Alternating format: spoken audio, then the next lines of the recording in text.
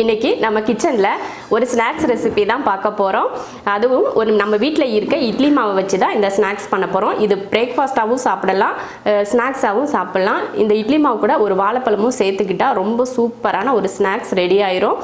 அதுக்கு முன்னாடி நான் உங்ககிட்ட ஒன்று சொல்லணும். எனக்கு கண்ணு கொஞ்சம் அலர்ஜி இருந்தது இல்லையா, இப்போ சரியாயிருச்சு. நீங்கள் எல்லாருமே எனக்கு கொஞ்சம் டிப்ஸ் எல்லாம் சொல்லியிருந்தீங்க. அதில் ஒரு சில டிப்ஸ் எல்லாம் நான் ட்ரை பண்ணேன். இப்போ கண்ணு கொஞ்சம் நல்லா இருக்குது. அப்புறம் டாக்டர் கொடுத்த மாத்திரையும் டெய்லி போட்டதுனால சீக்கிரமே குணமாயிருச்சு. எல்லாருக்கும் ரொம்ப நன்றி. என்னை அக்கறையாக விசாரித்ததுக்கும் அக்கறையாக மருந்து சொன்னதுக்கும் ரொம்ப ரொம்ப சந்தோஷம். ரொம்ப நன்றி உங்கள் எல்லாருக்குமே. அப்புறம் நமக்கு இன்னொரு யூடியூப் சேனல் புதுசாக ஒன்று ஸ்டார்ட் பண்ணியிருக்கோம், செரின் வீட்டு சாப்பாடு. இதுக்கு முன்னாடி வீடியோவில் நான் சொல்லியிருக்கேன். அதில் வெறும் லஞ்ச் மெனு மட்டும்தான் போடுவோம் அப்படின்னு சொல்லிட்டு வெஜ் நான்வெஜ் ரெண்டும் கலந்தே அதில் லஞ்ச் மெனு மட்டுமே போடுவோம்.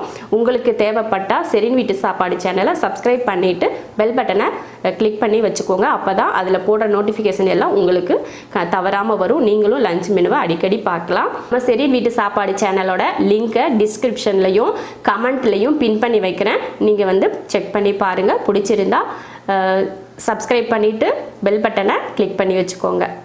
இப்போ நம்ம ஸ்நாக்ஸ் எப்படி பண்ணலாம் அப்படிங்கிறத பார்க்கலாம். இட்லி மாவு எடுத்து வச்சுருக்கேன். நல்லா புளிச்ச இட்லி மாவு தான் எடுத்துருக்கு. உப்பு போடலைன்னா கொஞ்சம் உப்பு போட்டு கலந்து வச்சுக்கோங்க. நான் உப்பெல்லாம் போட்டு கலந்து தான் வச்சுருக்கேன். ஒரு நேந்திரம் பழம் எடுத்திருக்கேன். நீங்கள் எந்த பழம் வேணாலும் யூஸ் பண்ணிக்கலாம்.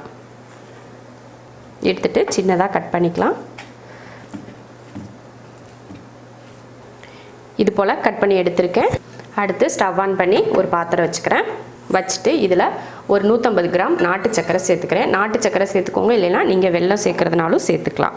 கரையிறதுக்காக கொஞ்சம் தண்ணி. அதிக தண்ணி சேர்க்க வேண்டாம், ஏன்னா நம்ம மாவில் இட்லி மாவு கொஞ்சம் தண்ணியாக தான் இருக்கும். இதுவும் தண்ணி ஆயிடுச்சுன்னா அப்புறம் ரொம்ப தண்ணி ஆயிரும் பணியாரத்துக்கு மாவு. அதனால் கம்மியாகவே சேர்த்துக்கோங்க. இந்த அளவுக்கு போதும்.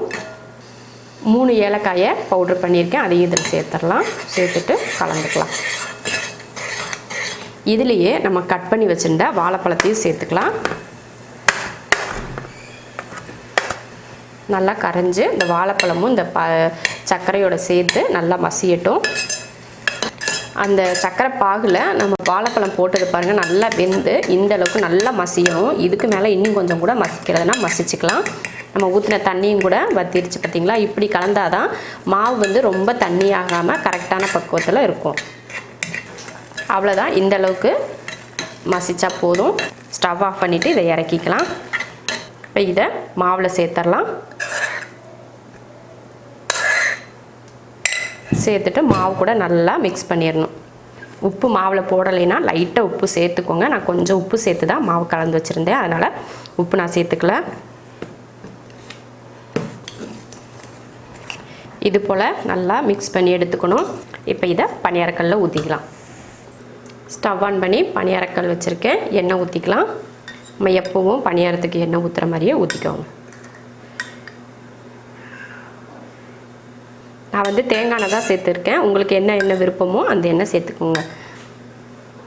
எண்ணெய் சூடாயிருச்சு. இப்போ பணியாரம் ஊற்றிக்கலாம். ஒவ்வொரு ஸ்பூனாக எடுத்து ஊற்றிக்கோங்க. அடுப்பை சிம்மில் வச்சிடலாம். இப்போ எல்லா குழிலையும் பணியாரம் ஊற்றியாச்சு. கொஞ்சம் உடனே திருப்பி போடாமல் கொஞ்சம் டைம் விட்டு திருப்பி போட்டுக்கலாம். முதல்ல ஊற்றுனதை திருப்பிடலாம். கொஞ்சம் வேக வச்சிட்டோம்னா இந்த மாதிரி மாவு வராது வெளியில். இந்த மாதிரி திருப்பி போட்டு ரெண்டாவது பக்கமும் திருப்பி போட்டிருக்கோம். அப்பப்போ லைட்டாக திருப்பி போட்டிங்கன்னா நல்லா 2 பக்கமும் ஒரே கலரில் வேகும். ஒரே பக்கம் விட்டிங்கன்னா ஒரு கலர், ஒரு பக்கம் டார்க்காகவும் ஒரு பக்கம் லைட்டாகவும் இருக்கும். அதனால் மாற்றி மாற்றி அப்பப்போ திருப்பி போட்டிங்கன்னா சீக்கிரமாக வெந்துடும். கலரும் ஒரே மாதிரி இருக்கும். இந்த மாதிரி கலர் மாறி வந்ததுமே மேலே பார்த்திங்கன்னா நல்லா மொறுமொறுன்னு இருக்கிற மாதிரி இருக்கும். இப்போ எடுத்துடலாம். இட்லி மாவில் பணியாரம் ரெடி ஆயிடுச்சு. இது ஒரு ஸ்நாக்ஸாக சாப்பிட்றதுக்கு ரொம்ப நல்லாயிருக்கும். இனிப்பாக கொஞ்சம் புளிப்பாக அந்த ஏலக்காய் மணத்தோடு சாப்பிட்றதுக்கு ரொம்ப சூப்பராக இருக்கும். நீங்களும் இது போல் வாழைப்பழம் வச்சு பணியாரம் செஞ்சு பார்த்துட்டு பிடிச்சிருந்தா லைக் பண்ணிவிட்டு ஷேர் பண்ணிவிட்டு கமெண்ட் பண்ணுங்கள்.